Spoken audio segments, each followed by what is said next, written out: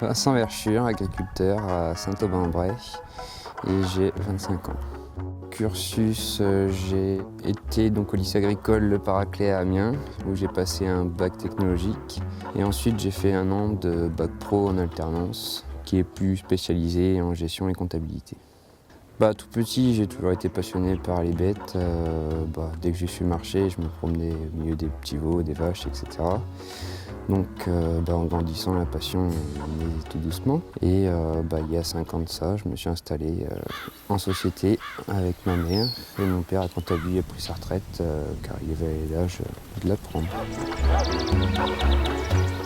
On traite 70 vaches laitières pour un quota de 600 000 litres de lait. Elles sortent environ du 15 avril jusqu'au début novembre, selon les années, selon les conditions climatiques. On élève aussi tous nos mâles et on en achète pour avoir un atelier d'engraissement de taurillons, d'une centaine de taurillons à l'année. On cultive en hectares au total une centaine. Il y en a 45 qui sont en pâture destinées aux vaches laitières. Et le restant, tout est en culture, mais une bonne partie est destinée à l'autoconsommation du coup. Lors de mon installation, on a eu une problématique. Le bâtiment des vaches laitières n'était plus aux normes. On a donc réfléchi à reconstruire un bâtiment aux normes du jour. On a donc décidé de monter un bâtiment qui accueille d'un côté les 100 taurillons, de l'autre les 70 vaches laitières, avec un bâtiment supplémentaire qui accueille une nouvelle salle de traite, donc de 2 fois 11 postes.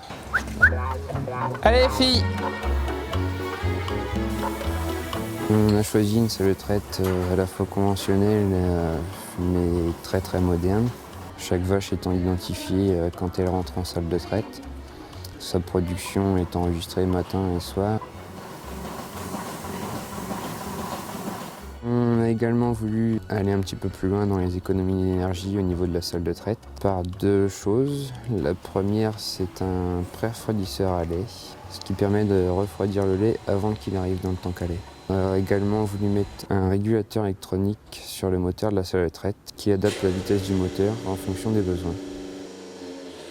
Nous sommes très près des habitations, on a donc voulu que le bâtiment s'intègre à la fois dans le paysage et ensuite, comme on était plutôt partisans des économies d'énergie, la problématique des eaux de pluie, de savoir quoi en faire, on a souhaité récupérer tous nos eaux de pluie pour les réutiliser pour l'alimentation du cheptel. La fosse a une capacité de 150 m3 de stockage. Il y a un traitement au charbon actif pour enlever tout ce qui est goût et odeur. Et ensuite un traitement UV pour tout ce qui est bactérien. L'eau est ensuite redistribuée au cheptel naturellement. Le bâtiment a quant à lui une surface de 2800 m². Pour faire face à ces investissements, on a décidé de faire tout ce que l'on pouvait nous-mêmes.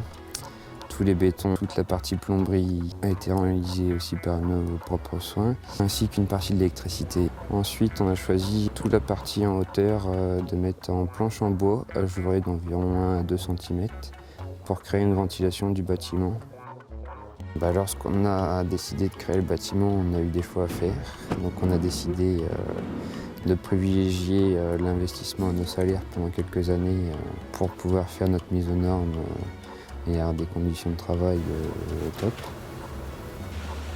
C'est une passion, si on le fait, c'est qu'on est passionné depuis toujours. Sinon, si on ne fait pas ça par passion, ça ne sert à rien de commencer.